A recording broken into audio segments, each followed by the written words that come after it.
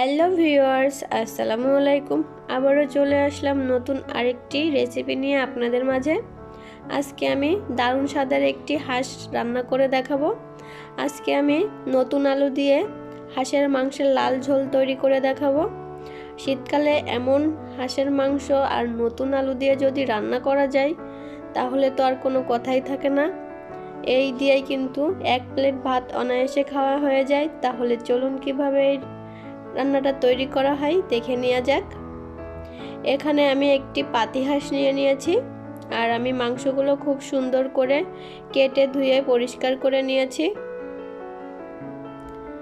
আর হাঁসের মাংস আমি মিডিয়াম সাইজ করে কেটে নিয়েছি। হাঁসের মাংস খুব বেশি বড় করে কাটলে কিন্তু খুব একটা টেস্টি লাগে না।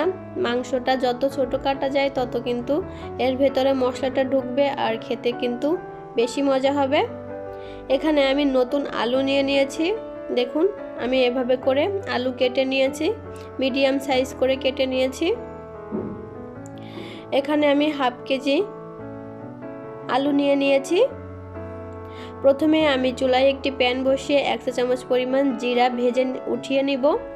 আর এই ভাজা জিরাটা আমি রান্নার শেষে মাংসের ভিতরে ইউজ করব, এতে করে খুব সুন্দর একটা ফ্লেভার বের হয়ে আসবে। আমার আম্মু কিন্তু এভাবে রান্না করে, আর তাই আমি আম্মুর রেসিপি ফলো করে কিন্তু আপনাদের এই রেসিপিটি শেয়ার করতেছি।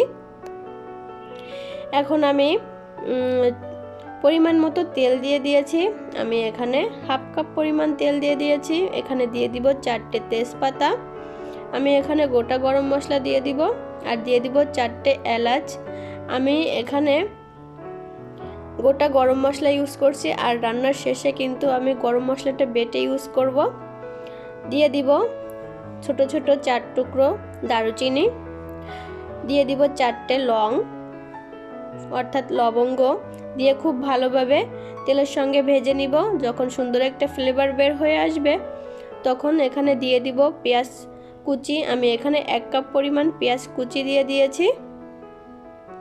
আর হাঁসের মাংসে কিন্তু মশলার পরিমাণটা একটু বেশিই লাগে, তা না হলে কিন্তু হাঁস মাংস রান্না খেতে একদমই মজা হয় না।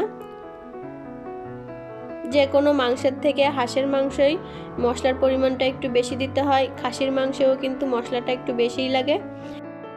এখানে রয়েছে পেঁয়াজ বাটা। আমি হাফ কাপ পরিমাণ পেঁয়াজ বাটা নিয়েছি আর নিয়েছি 1 টেবিল চামচ পরিমাণ জিরা বাটা। এই পেঁয়াজ আর জিরা আমি তেলের উপরে দিয়ে দিব, দিয়ে খুব ভালোভাবে মিশিয়ে নিব।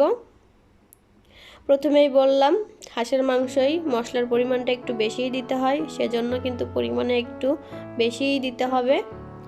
এখানে দিয়ে দিব 2 টেবিল চামচ পরিমাণ রসুন বাটা আর দিয়ে দিব 2 টেবিল চামচ পরিমাণ আদা বাটা। প্রথমে রসুন বাটাটা দিয়ে একটু নেড়েচেড়ে নিব। এবার আমি আদা বাটা দিয়ে দিয়েছি 2 টেবিল চামচ পরিমাণ।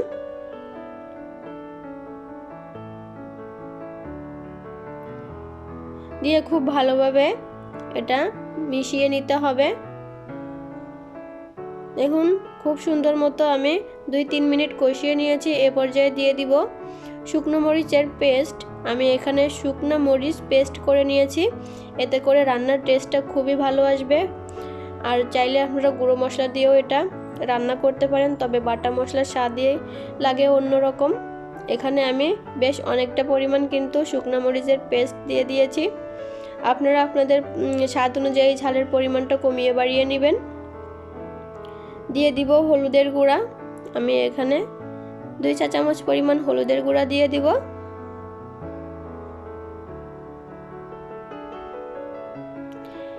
এখন সামান্য পরিমাণ পানি দিয়ে মশলাটা খুব সুন্দর মতো কষিয়ে নিতে হবে। আমি কিন্তু মশলা ধোয়া পানিটা দিয়ে মশলাটা কষিয়ে নিব। আর দিয়ে দিব ধনিয়া গুঁড়া। আমি এখানে 2 চা চামচ পরিমাণ ধনিয়া গুঁড়া দিয়ে দিয়েছি। দিয়ে আবারও খুব ভালোভাবে মশলাটা কষিয়ে নিতে হবে।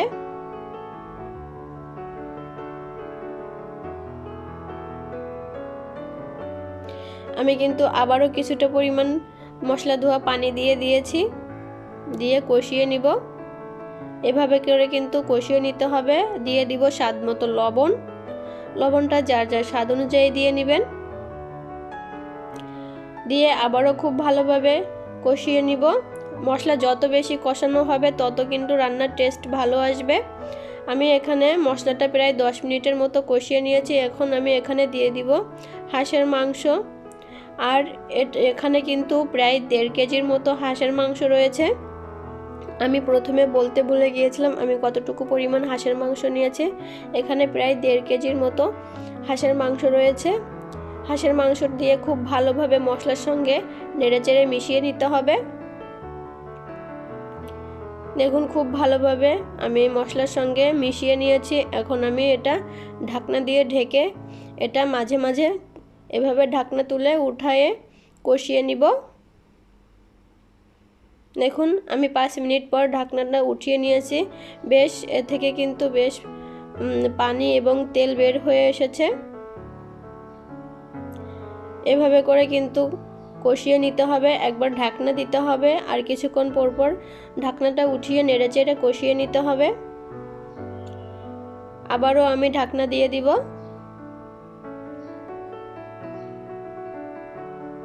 দেখুন ঢাকনাটা উঠিয়ে আমি আবারও কষিয়ে নিয়েছি আর পানিটা কিন্তু শুকিয়ে এসেছে।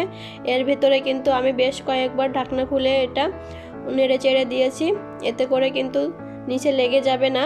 এ পর্যায়ে আমি দিয়ে দিব আলু। আপনারা চাইলে কিন্তু আলুটা ভেজেও দিতে পারেন, তবে আমি এখানে যেহেতু নতুন আলু সেজন্য আর ভেজে দিলাম না, এমনিতেই দিয়ে দিব। আলুটা দিয়ে আমি আবারও 10 মিনিট খুব সুন্দর মতো কষিয়ে নেব, এতে করে আলুটার ভেতরে খুব সুন্দর তেল মশলা ঢুকে যাবে।